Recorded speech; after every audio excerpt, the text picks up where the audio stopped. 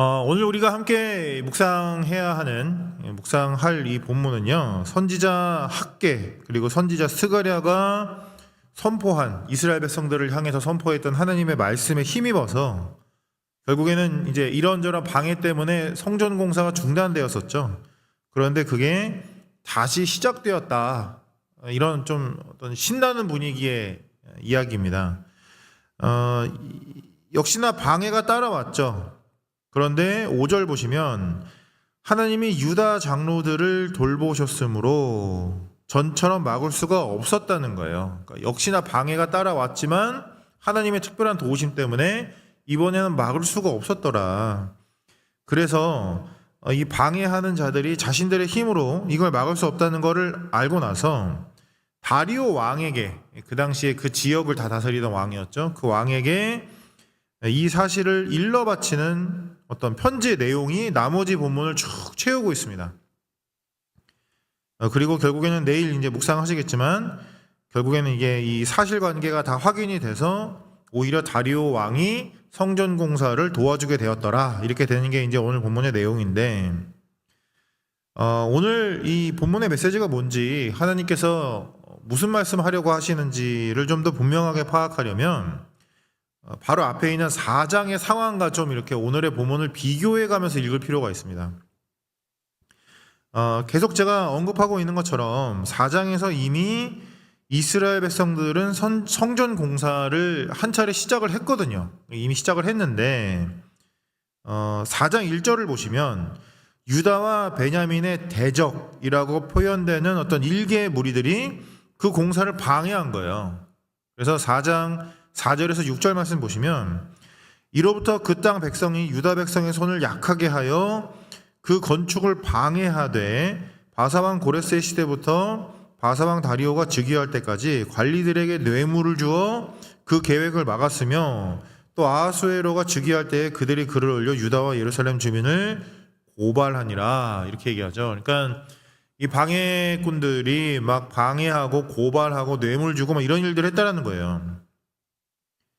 그리고 역시나 그들이 고발했던 편지의 내용이 나머지 4장을 이렇게 콱 채우고 있습니다.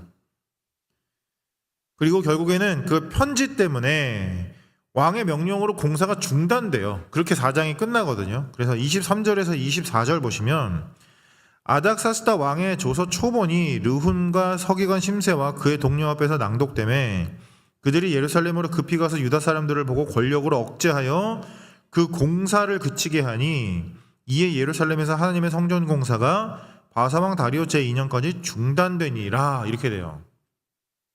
좀 비슷하죠, 그렇죠? 이게 오늘 본문 바로 앞에 있는 이 4장의 결론이었는데 어떻게 보면 4장하고 5장은 거의 반복에 가까워요. 그러니까 성전을 짓기 시작했고 방해꾼들이 등장했고 그 방해꾼들이 그 당시에 그 세계를 지배하고 있던 왕들에게 올린 편지의 내용이 이어지는, 굉장히 반복되는 모습을 보여주는데, 그럼에도 불구하고 이 4장과 5장의 이런 극명한 차이, 4장에서는 실패하고 5장에서는 계속 그 성전 공사를 이어나갈 수 있는 이런 차이가 어디서 오는가? 4장과 5장은 뭐가 다른 걸까? 오늘 본문의 은혜가 거기에 있거든요. 그리고 그 답은요, 사실 굉장히 분명해요. 그래서 오늘 본문의 1절과 2절을 한번 보시겠어요? 보시면 선지자들 곧 선지자 학개와 이또의 손자 스가랴가 이스라엘의 하나님의 이름으로 유다와 예루살렘에 거주하는 유다 사람들에게 예언하였더니 이에 스알디엘의 아들 스룹바벨과 요사닥의 아들 예수아가 일어나 예루살렘에 있던 하나님의 성전을 다시 건축하기 시작하며 하나님의 선지자들이 함께 있어 그들을 돕더니, 이렇게 나오죠. 그러니까 분명하게 끼워진, 여기서부터 시작한 하나님의 말씀이라는 이 첫 단추가 4장과 5장의 극명한 차이를 만들어냈다는 거예요. 4장에는 없는 거, 5장에만 있는 거, 분명한 차이가 어디서 오는가? 여기서 온다는 거죠. 학개 선지자, 스가랴 선지자가 그들과 함께하면서 하나님의 말씀을 그들에게 전해주고 그들을 격려했던 것이 성전 공사의 완성을 가능하게 했다. 물론 그 하나님의 뜻과 계획이 4장에서 없었던 것은 아닙니다. 그래서 그들은 분명히 하나님의 뜻을 따라서 이스라엘 땅으로 돌아왔고 하나님의 도우심 속에서 성전 공사를 시작했죠. 그런데 그들은 어떤 외부의 방해 앞에서 굉장히 힘없이 무너졌습니다. 그러니까 방해가 생기자마자 중단했다고요, 공사를. 무기력하게 주저앉았죠. 그런 그들에게 하나님께서 오셔서 말씀으로 판을 지금 바꾸신 거예요.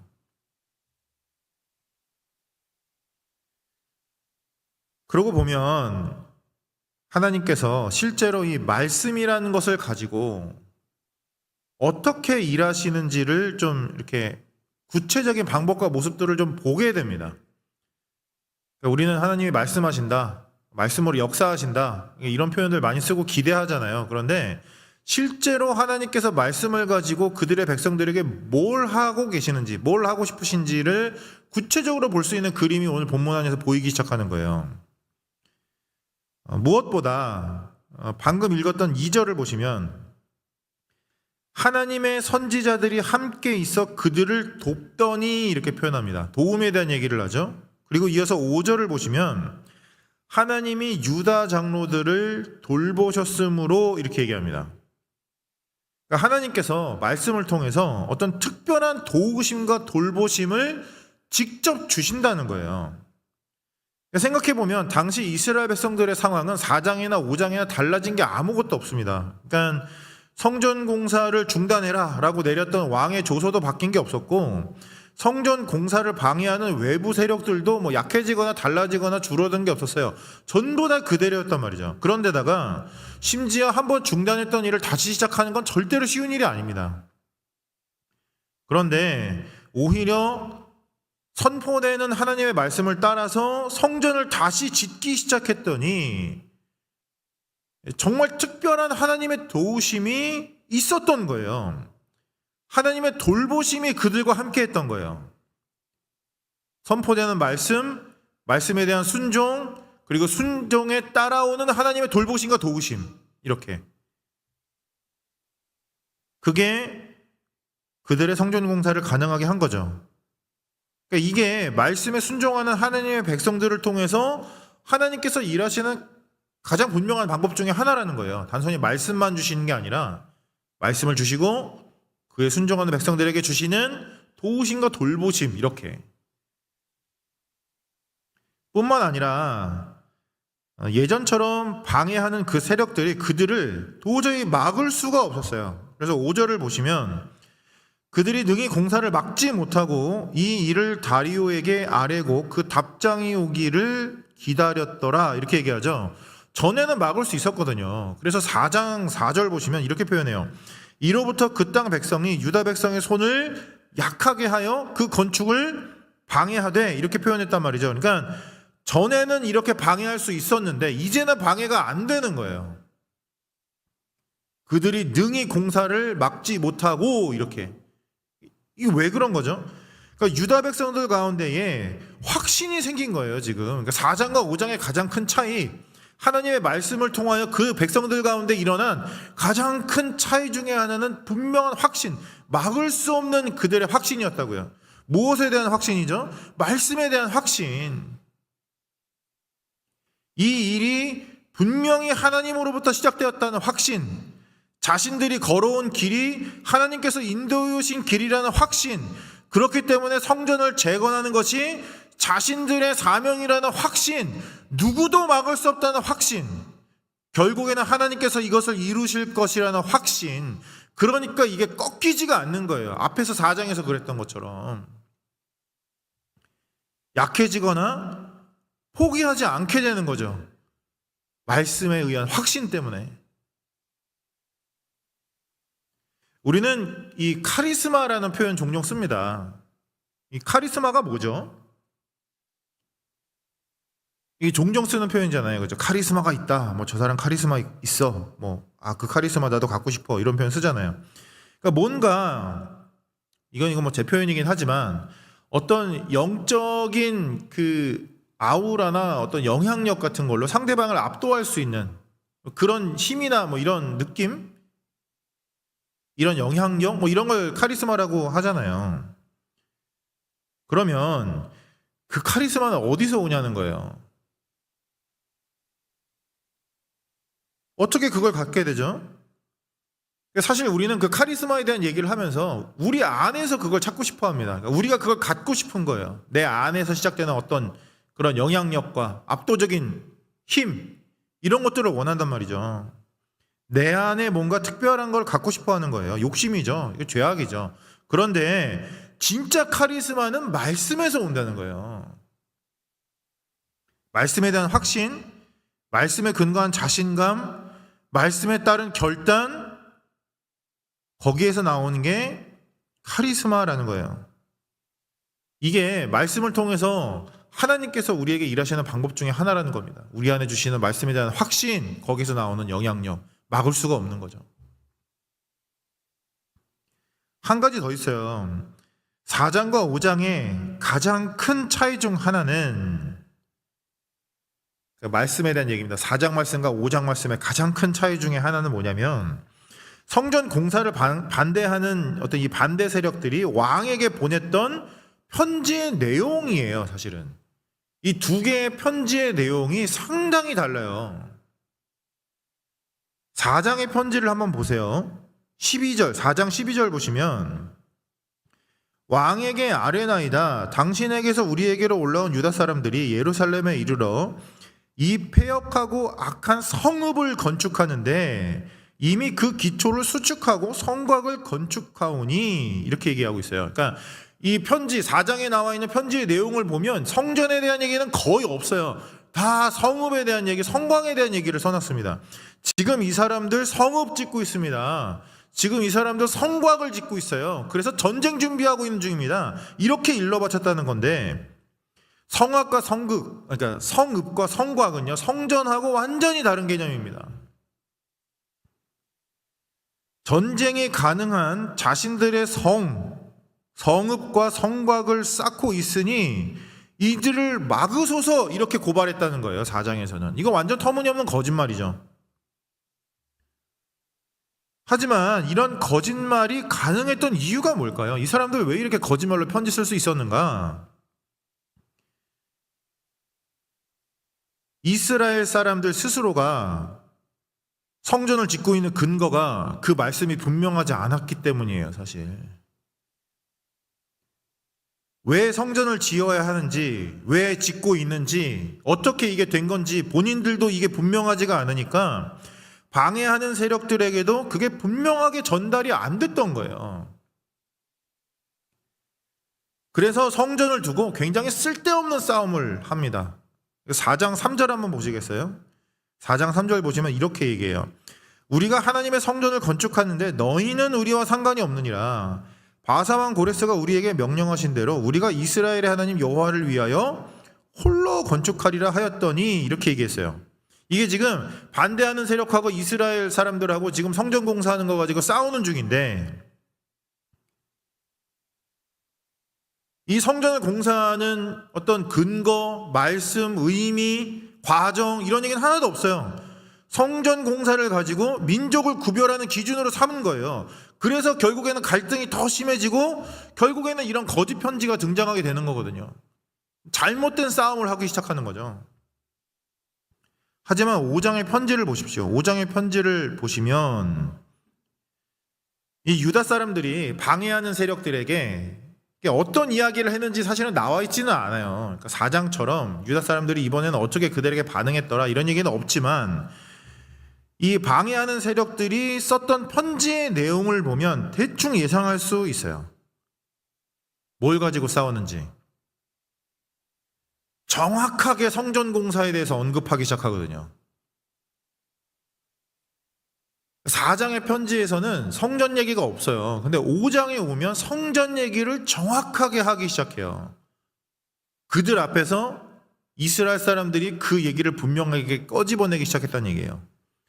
그리고 그 성전을 공사하게 된 과정을 정확하게 정리해 줍니다. 이 편지가 오히려, 그러니까 성전 공사를 방해하는 편지인데 오히려 성전 공사의 이유와 근거를 정확하게 요약하고 전달하고 있어요. 이게 어떻게 가능했을까요? 그만큼 성전 공사의 메시지가 반대하는 세력들에게 분명했던 거예요. 이 이스라엘 사람들이, 유다 사람들이 우리가 성전을 왜 짓고 있는지, 어떻게 짓게 되었는지를 말씀에 근거하여 정확하게 그들 앞에서 선포했던 겁니다. 학개와 스가랴를 통해서 전달되었던 하나님의 예언을 붙들고 성전 공사에 매달렸던 이스라엘 사람들의 메시지가, 그 내용과 선포가 너무 분명했기 때문에 반대하는 세력과의 어떤 싸움, 이 갈등의 수준과 질을 바꾼 거예요. 지금 쓸데없는 싸움에서 진정한 싸움으로 이 싸움의 질과 내용을 바꿔버렸다. 이게 결국에 성전 공사의 완성을 가능하게 한 거죠. 이게 하나님의 말씀을 가지고 하시는 일이라는 거예요.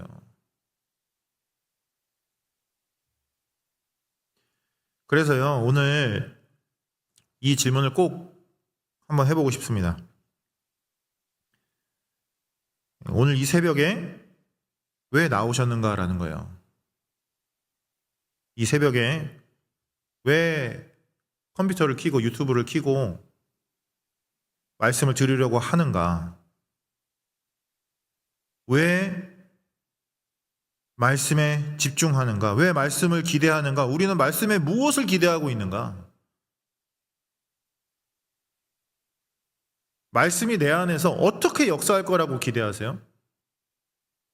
새벽에 예배 드려야지, 말씀 들어야지, 은혜 받아야지. 말씀 들었어요. 은혜 받았어요. 그게 어떻게 내 안에서 역사하고 일하고 변화를 가져오냐고요.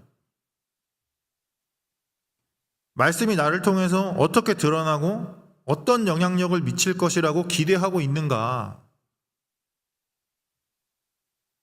이렇게 질문하다 보면 생각보다 많은 것들이 우리 안에 이렇게 모호하게 비어 있다는 걸 깨닫게 돼요. 기대는 하는데 그것이 어떻게 내 안에서 역사할지에 대한 분명한 그림이 없는 거예요. 그래서 결국은 오히려 이런 그림을 우리 안에 갖고 있기가 쉬워요. 그러니까 굉장히 극단적인 얘기는 하지만 오히려 새벽에 이렇게 물 떠놓고 치성 들이듯이 새벽에 특별히 하는, 그러니까 굉장히 우리 피곤하고 힘든데 새벽에 이걸 하는 거잖아요. 그러니까 이런 어떤 행위로 하나님을 감동시켜서 뭔가를 해보려는 마음을 그 빈 공간에다 채우게 되는 거예요, 자꾸.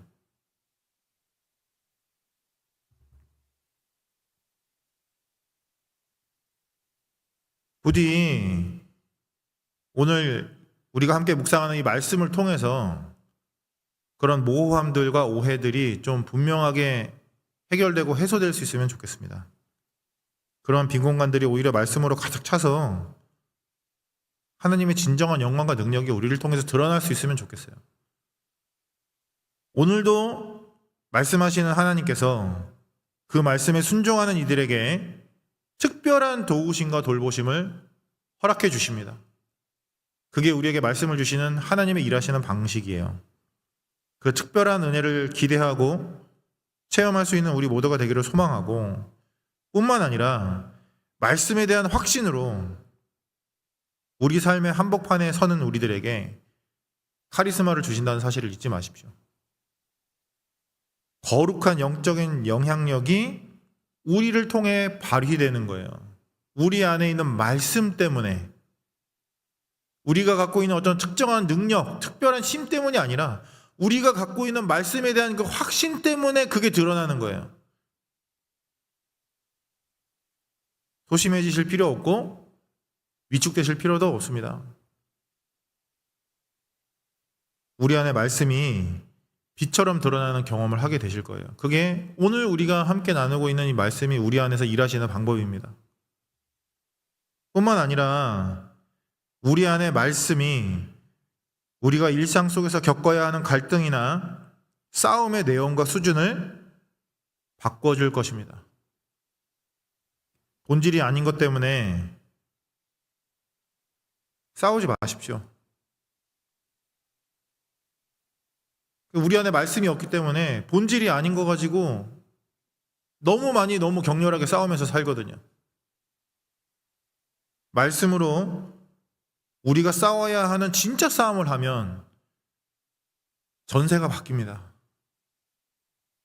4장과 5장이 다른 것처럼, 4장의 결과와 5장의 결과가 다른 것처럼 전세가 바뀐다고요. 우리 안에 내주하시는 말씀 그 자체이신 예수로 인하여 이 모든 것이 가능해질 줄 믿습니다. 그래서 결국에는요, 오늘 하루 말씀으로 싸워내는 그 분투와 버팀을 통해서 하나님의 이 성전이 완성되어 가는 것입니다. 오늘 하루 그 은혜와 그 체험과 그 간증이, 그 결론이 이 새벽 말씀으로 가득 채워지기를 소망하는 우리 모두에게 일어나고 경험될 수 있기를 진심으로 소망합니다. 우리 같이 기도할까요?